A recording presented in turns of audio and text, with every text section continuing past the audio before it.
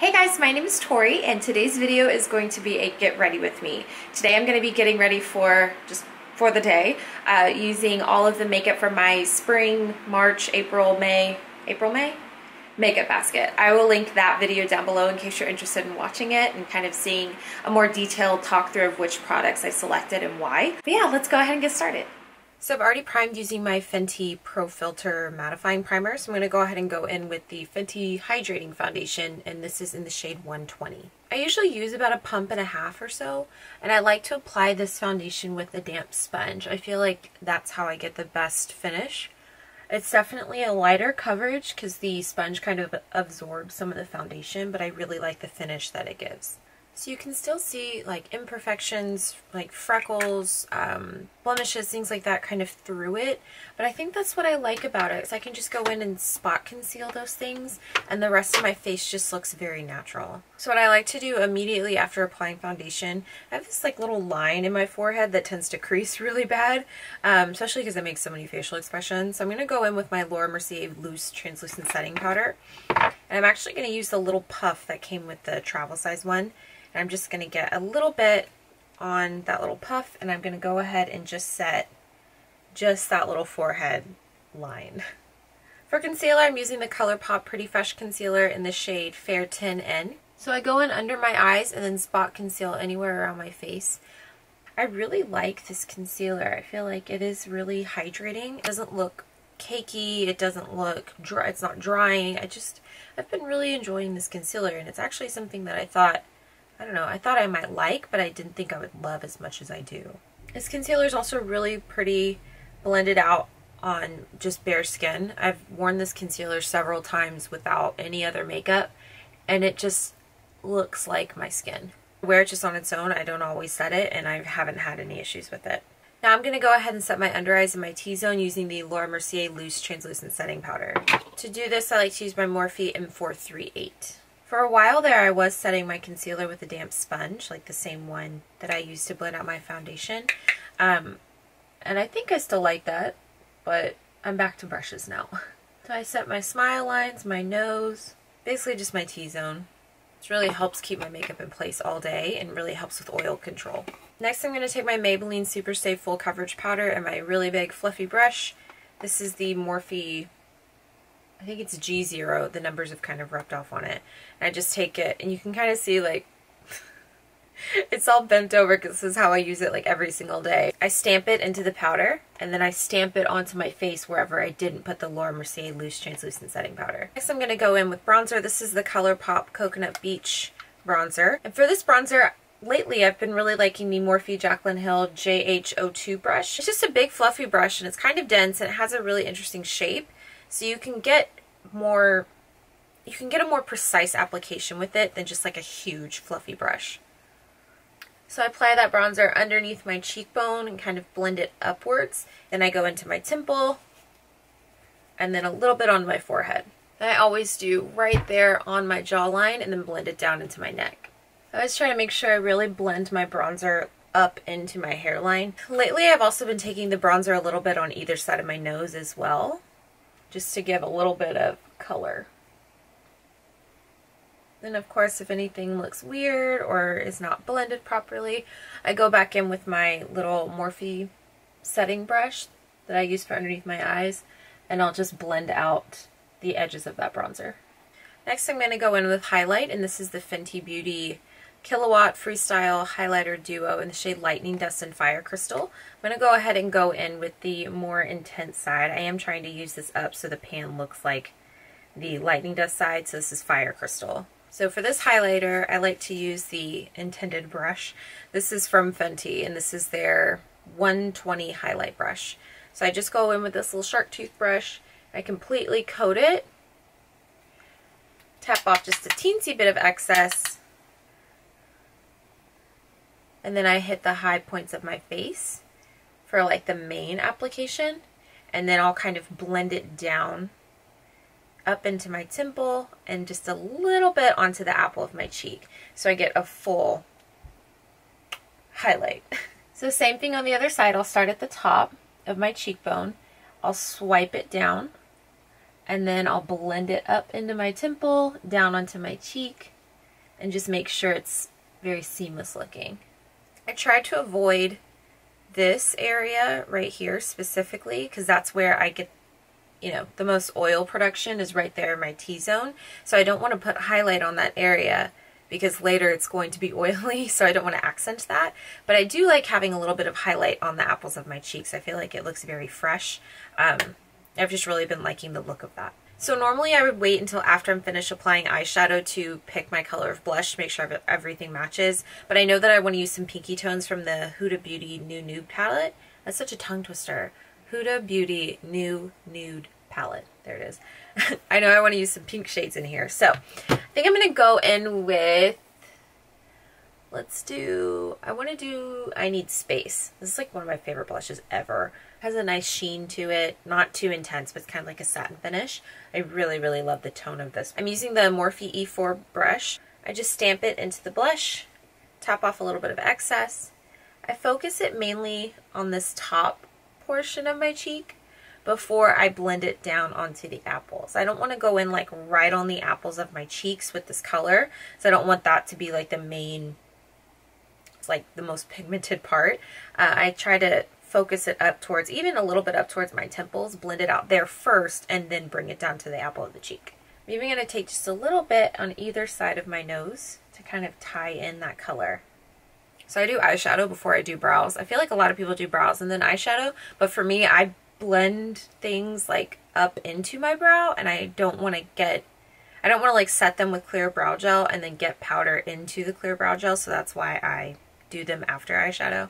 So I'm going into the New Nude palette. Let me zoom you in just a little bit so you can see. So first I'm going in with the shade Secret, all of the transition in the crease area. Then I'm taking a dense pencil brush and I'm taking Secret again, same one I just used, and I'm going to blend it in my lower lash line, focusing it mostly on the outer corner and then softening the blend as it goes in. So next I'm taking the shade Raw, just slightly darker in tone, and I'm using a more tapered, dense blending brush to really focus that in the outer corner and then work it into the crease. But I want the heaviest pigmentation to be the outer corner.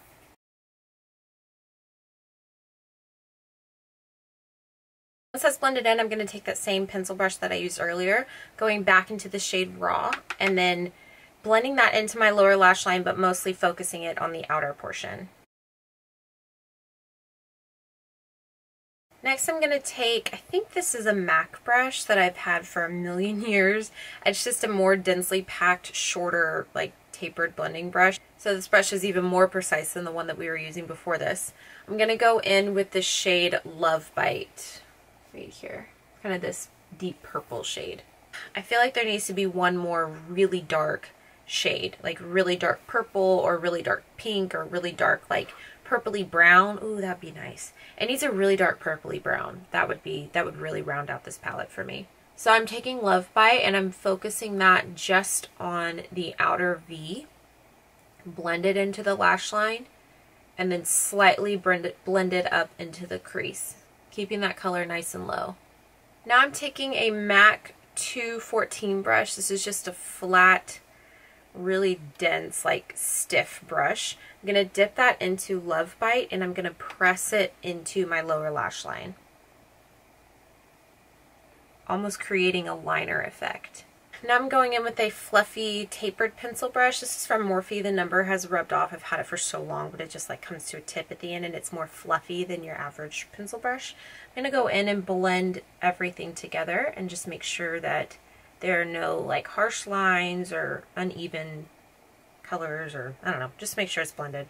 I'm going to go in one last time with my big fluffy brush from the beginning, go back into my first color Secret, and just blend that a little bit higher onto my, almost onto the brow bone area, just to make sure everything is really blended and I'm creating that gradient effect.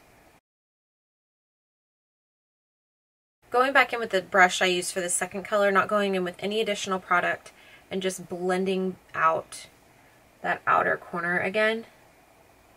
Just make sure we don't have any, weird lines or anything. And now for my favorite part, I'm going to go in with a shimmer. I've only used 2 of the 4 like pearlized metallics in here, so I want to use one of the ones I haven't used before. So normally for this look I'd probably go with Daydream, but I think I want to try Charmed, see what that looks like. So I just go in with my fingers. I feel like that's the easiest way for me to apply it. Ooh, this is like a duochrome pink. Ooh. That's pretty. This color's a little darker than I anticipated, so I think what I'm going to do is just keep this on the center of the lid, and then I'm going to blend it into Daydream, like, and put Daydream on the inner corner so I maintain that like brightness on my eye. Sometimes with my eyes, if I use shadows that are really dark, it just makes my eyes look really heavy, and I prefer my eyes to look really like bright and open, so I usually tend to go for brighter colors for the inner corner or the inner part of my lid, regardless of what look I'm doing. Alright, now I'm going to go in with Daydream. Yeah, Daydream's a little bit brighter, so you can kind of see the difference between those 2 colors there. This one's Daydream, and this is Charmed. So Charmed is like a duochromed pink, and Daydream has that pink effect, but it's a lot brighter.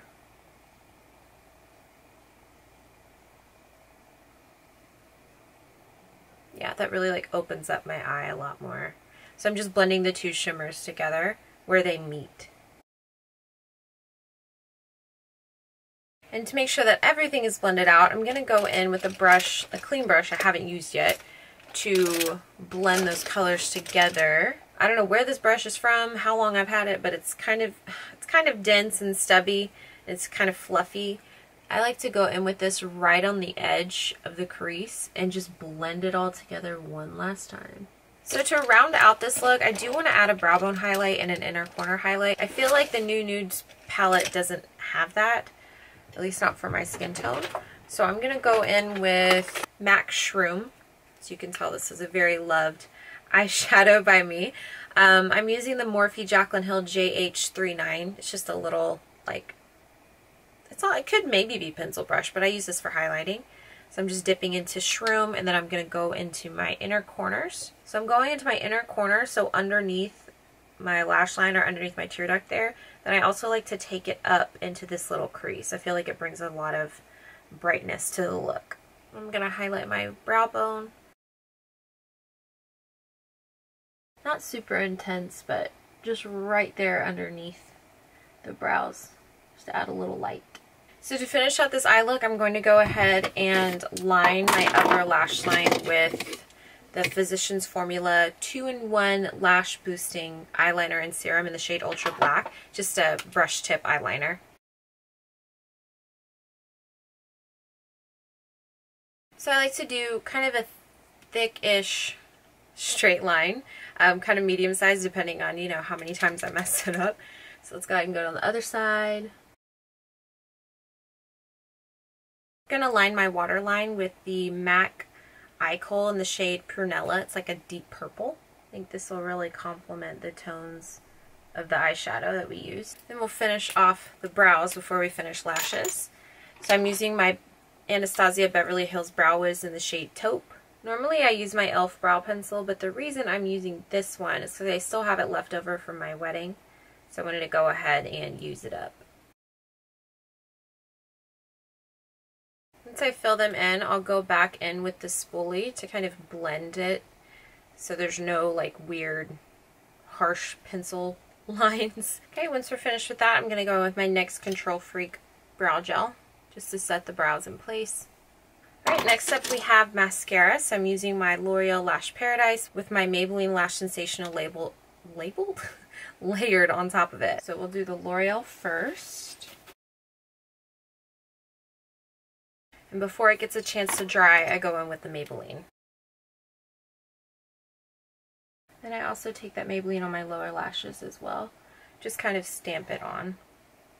Now to finish everything off, I'm going to go in with a gloss. I'm going to use the Dose of Colors lip gloss in the shade Messy Bun. It's such a pretty, like, your lips look better, mauve-y type shade. To set everything in place, I'm going to go ahead and use my Urban Decay All Nighter Makeup Setting Spray.